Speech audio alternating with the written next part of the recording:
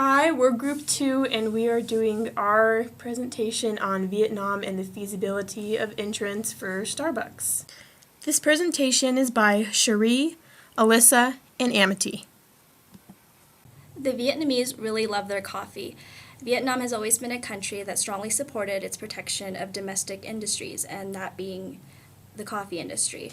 However, one capitalist innovation that they have adopted is franchising. They have franchises from Korea, Australia, and one from America.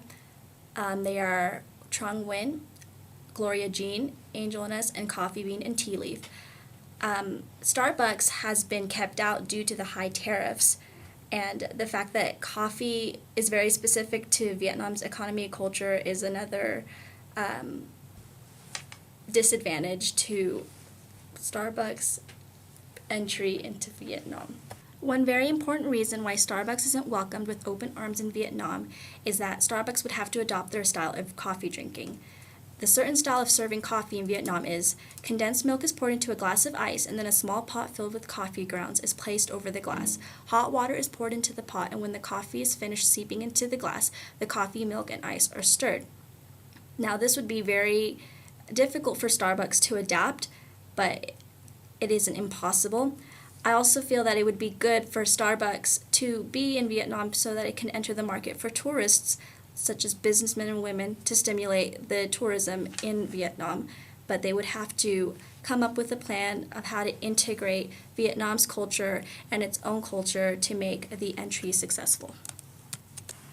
So now we're just going to give you some background and history information on Starbucks because we feel that the culture and practices of Starbucks or any business influences the entry into foreign countries.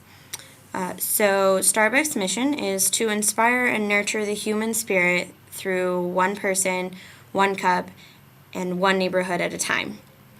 Some of the principles that Starbucks lives by every day to support their stakeholders is through their coffee, their partners or employees, their customers, their stores, their neighborhoods, and shareholders, of course. Starbucks strives to excel in corporate responsibility through many different activities.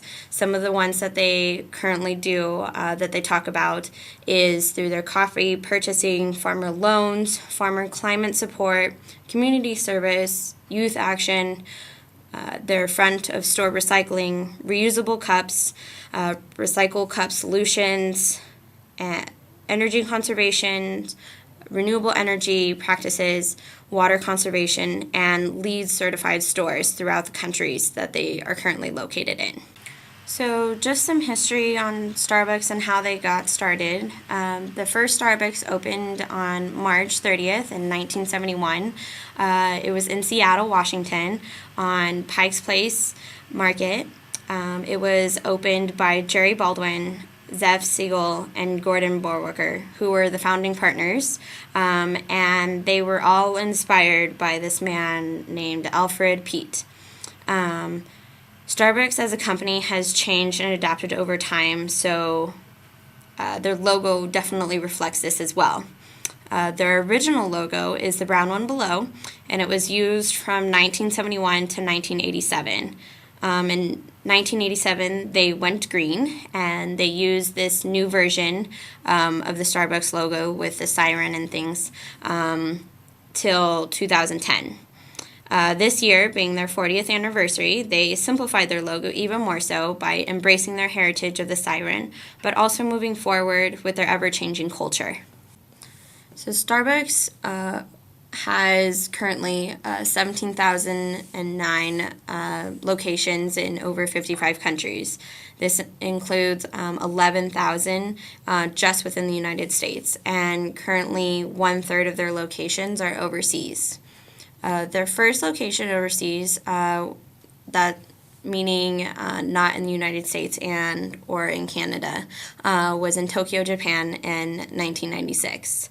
Below, we've included a map that shows like all of the countries that Starbucks currently is located in.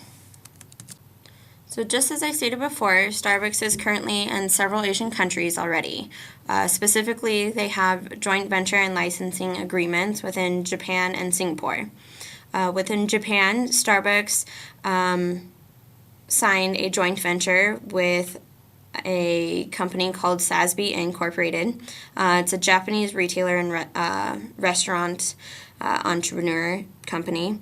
It develops Starbucks retail stores throughout Japan.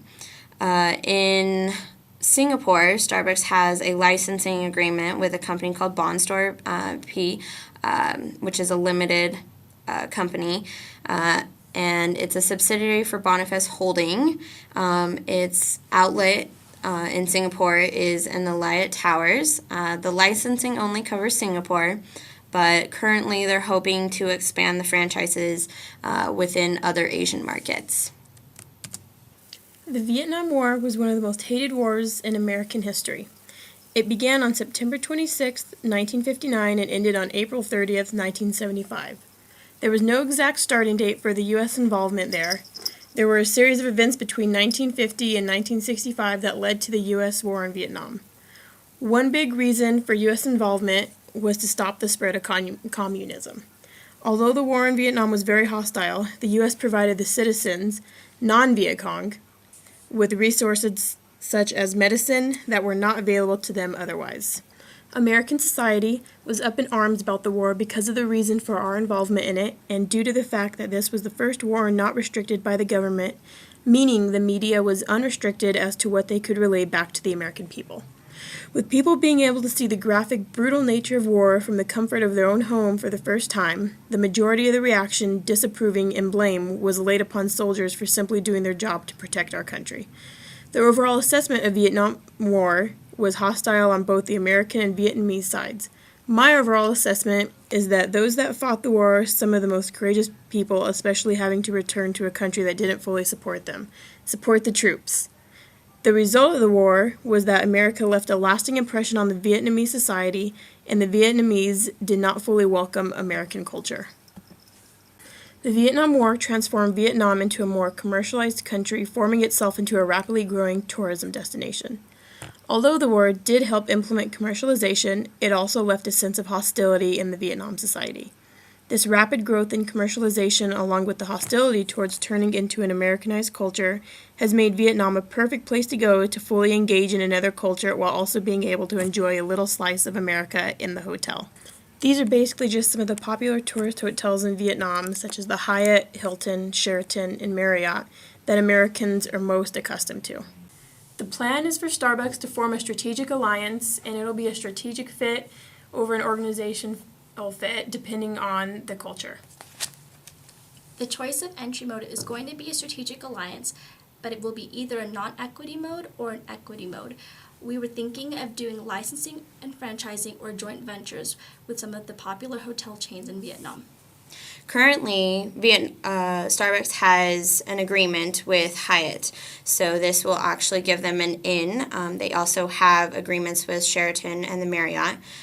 This agreement with the hotels will also help local coffee producers and suppliers, also by advertising their products within the stores.